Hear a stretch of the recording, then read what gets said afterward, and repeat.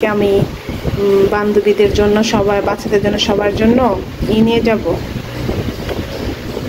Chicken নিয়ে যাব, ওপেনে চিকেন ফ্রাই করে নিয়ে যাব, আস্ত মুরগি।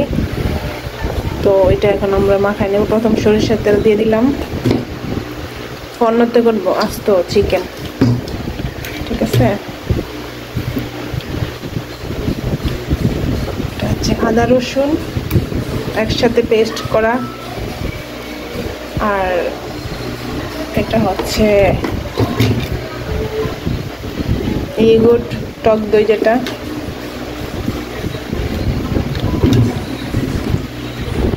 সরিষার তেল, আদা রসুন, টক দই দিয়ে দিলাম। আজকে প্রচুর গরম পড়ছে। এটা টমেটো সস, আমি কোনো রেসিপি শেয়ার করতেছি না, জাস্ট আমি যেভাবে গ্রিল চিকেনটা মাখাবো ওইটাই দেখাইতেছি। এটা হচ্ছে টমেটো সস। বিকেলে আমরা সব বান্ধবীরা, সব না মানে আমরা 3-4 জন মিলে একটু নাস্তা করবো, কারণ আজকে পুরার টেস্টিং সল্ট দিয়ে দিলাম একটু।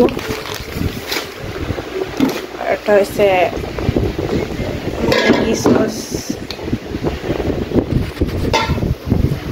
এটা একটু ম্যাগি সস দিয়ে দেবো এখানে।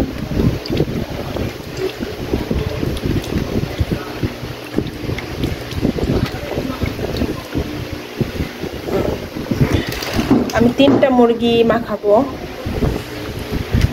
এটাকে চিকেন তান্দুরি বা যাই বলতে পারেন, কোনো সমস্যা নাই, যা যেভাবে খায় একটা রুচি।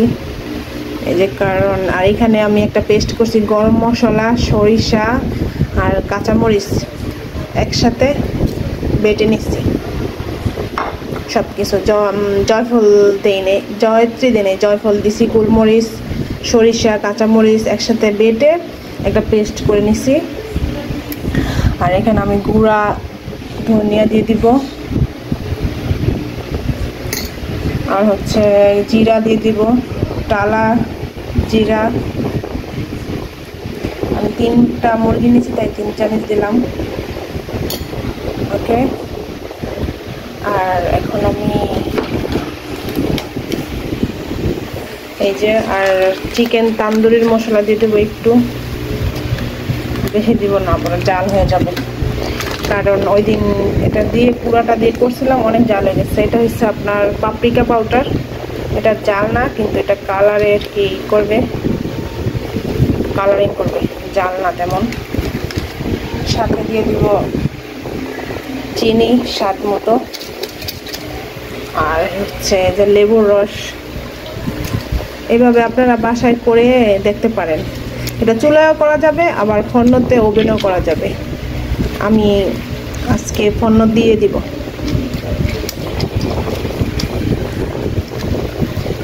জামার ছুটি বলে কথা, একটু ভালো মন্দ যদি না খাওয়াই তাইলে কি হয়। আমি এখানে পুরো একটা লেবু নিছি, একটা লেবু সবটাই দিব লাগছে, কারণ 3টা মুরগি তো। এই তো আমি সবগুলো মশলা একসাথে মাখায় নেব হাত দিয়ে।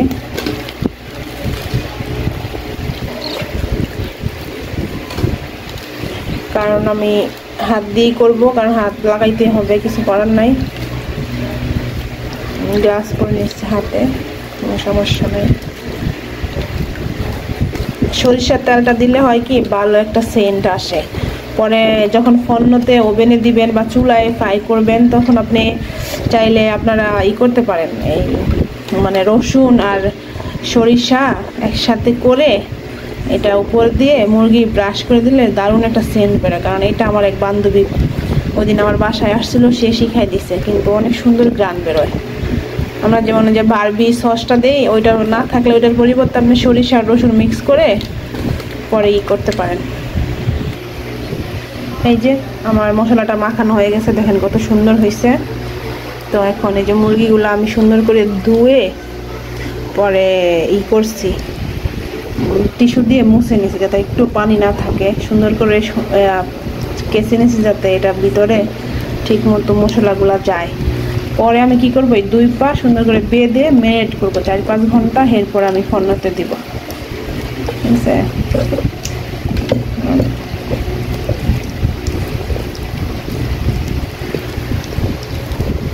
ভালোভাবে মাখাইতে হবে যাতে মশলাগুলো যায় ভিতরে। তো আমি এখন এগুলো সবগুলো মাখাই নিব। এই তো 3টা মুরগি আমি সুন্দর করে মাখিয়ে একদম মেকআপ করে দিলাম। এখন এটার আমি রেস্ট রেখে দিব 4-5 ঘন্টা, রাখার পরে আমি ফোড়নতে দিব। ওকে, সরি আমি বিট লবণ দিতে ভুলে গেছি, তো লবণও হালকা একটু দিব। লবণ দিতে ভুলে গেছি, মানে যেটা বিহীন ঘিও মাটি হয়ে যায়। সমস্যা নাই, আমার এখনই মনে হয়েছে, আমি আবার এখনই দিয়ে দিলাম। আমি একটু বিট লবণও দিয়ে দিব। ধরে না মাম্মা, ধরে না। এটা আবার সুন্দর করে মাখিয়ে দিব। শেষ। এই যে মুরগি